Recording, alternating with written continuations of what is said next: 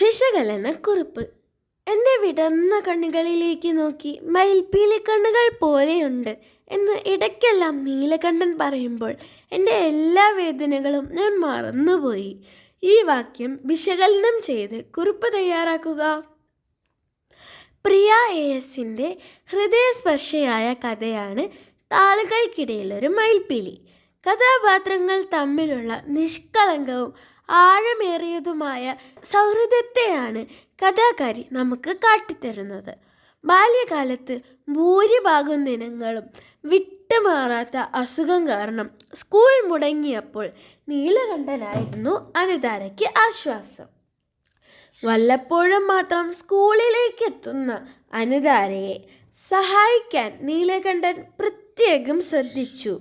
അവൻ അവൾക്ക് മയിൽപ്പീലികളും തൂവലുകളും ചെറുപുന്നയുടെ തളിരും മറ്റും നൽകുമായിരുന്നു. അവൾ തിരിച്ച് നൽകിയത് സ്വയം വരച്ച ചിത്രങ്ങളായിരുന്നു. നീലകണ്ഠൻ്റെ അകമഴിഞ്ഞ പ്രോത്സാഹനം അവൾക്ക് വീണ്ടും ചിത്രങ്ങൾ വരയ്ക്കാൻ പ്രചോദനമായി തീർന്നു.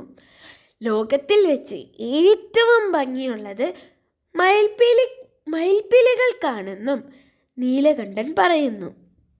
എന്നിട്ട് അനുതാരയുടെ വിടർന്ന കണ്ണുകളിലേക്ക് നോക്കി അത് മയിൽപ്പീലിക്കണ്ണുകൾ പോലെയുണ്ട് എന്നും പറയുന്നു.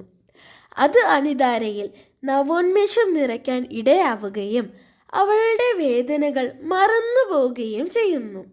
കഥാപാത്ര നിരൂപണം. നീലകണ്ഠൻ രണ്ട് കുട്ടികൾ തമ്മിലുള്ള സുഹൃത്ത് ബന്ധത്തിൻ്റെ ആഴം വ്യക്തമാക്കുന്ന ഹൃദയസ്പർശിയായ കഥയാണ് താളുകൾക്കിടയിലൊരു മയിൽപ്പീലി.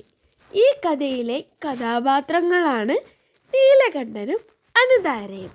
സ്കൂൾ അധ്യയനത്തിൻ്റെ ഭൂരിഭാഗം ദിവസങ്ങളും ആശുപത്രിവാസം കാരണം നഷ്ടമായിരുന്ന അനുതാരയുടെ ബാല്യത്തിൽ വെളിച്ചമായിരുന്ന കൂട്ടുകാരനായിരുന്നു നീലകണ്ഠൻ. നീണ്ട അവധിക്ക് ശേഷം ക്ലാസ്സിലെത്തുന്ന അനുതാരയ്ക്ക് പാഠഭാഗങ്ങൾ പറഞ്ഞു കൊടുക്കാനും നോട്ട് പകർത്തി നൽകാനും നീലകണ്ഠൻ ശ്രദ്ധിച്ചു. അവളുടെ ദയനീയ അവസ്ഥ മനസ്സിലാക്കി പരീക്ഷയ്ക്ക് ഉത്തരങ്ങൾ പറഞ്ഞു കൊടുക്കുകയും ചെയ്തിരുന്നു. മയിൽപ്പീലികളും താമരമൊട്ടുകളും തൂവലുകളും അവൻ അവൾക്ക് സമ്മാനമായി നൽകി. അനുതാരയിലെ ചിത്രകാരിക്ക് പ്രചോദനമായി മാറാൻ നീലകണ്ഠന് കഴിഞ്ഞു. അച്ഛനില്ലാത്ത കുട്ടിയായിട്ടും പഠനത്തോട് വളരെയധികം താല്പര്യം നീലകണ്ഠൻ പുലർത്തി. അസുഖം വന്ന് കാഴ്ച നഷ്ടപ്പെട്ട് പഠനം മുടങ്ങിയപ്പോൾ ദുഃഖം ഉള്ളിൽ അമർത്തി പുഞ്ചരിക്കാൻ ശ്രമിക്കുന്ന നിർത്തന ബാല്യമാണ് നീലകണ്ഠനിലൂടെ നാം കാണുന്നത്. പ്രയോഗഭംഗി കണ്ടെത്തുക. മന്ദാരപ്പൂ പോലെ, പെരുമഴയത്തെ ഒരു തുള്ളി പോലെ. ഈ കഥയെ മനോഹരമാക്കുന്ന ഇത്തരത്തിലുള്ള പ്രയോഗങ്ങളാണ്. എങ്ങനെയാണ് അവ കഥയ്ക്ക് ഭംഗി നൽകുന്നതെന്ന് വിശദീകരിക്കുക. മന്ദാരപ്പൂ പോലെ. മന്ദാരപ്പൂവിൻ്റെ സവിശേഷതകളായ വെണ്മ, നൈർമല്യം, ഹൃദയദ്രവീകരണ ശക്തി തുടങ്ങിയവ നീലകണ്ഠൻ്റെ ചിരിയിൽ കാണാം. പെയ്യുന്ന മഴയിലെ ഒരു മന്ദാരപ്പൂവിനെ കാണുന്ന പ്രതീതി ജനിപ്പിക്കാൻ കഥാകാരിക്ക് സാധിക്കുന്നു. പെരുമഴയത്തെ ഒരു തുള്ളി പോലെ.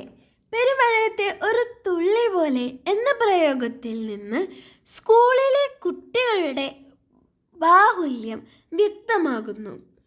പെരുമഴയത്ത് ഒരു മഴത്തുള്ളിക്ക് പ്രത്യേക സ്ഥാനമൊന്നുമില്ല. മറ്റുള്ളവരുടെ കണ്ണിൽ പ്രത്യേക ആകർഷകത്വം അവനില്ലെങ്കിലും നീലകണ്ഠൻ്റെ അസാന്നിധ്യം പെൺകുട്ടി തിരിച്ചറിയുന്നു. അവർ തമ്മിലുള്ള ഹൃദയബന്ധം മനസ്സിലാക്കാൻ ഈ പ്രയോഗത്തിന് കഴിയുന്നു. ഈ വീഡിയോ ഇഷ്ടമായാൽ ലൈക്ക് ചെയ്യൂ, ഷെയർ ചെയ്യൂ, സബ്സ്ക്രൈബ് ചെയ്യൂ. 8ാം ക്ലാസ്സിലെ മറ്റെന്തെങ്കിലും ടോപ്പിക്കിലെ വീഡിയോ വേണമെന്നുണ്ടെങ്കിൽ comment down below. Thank you.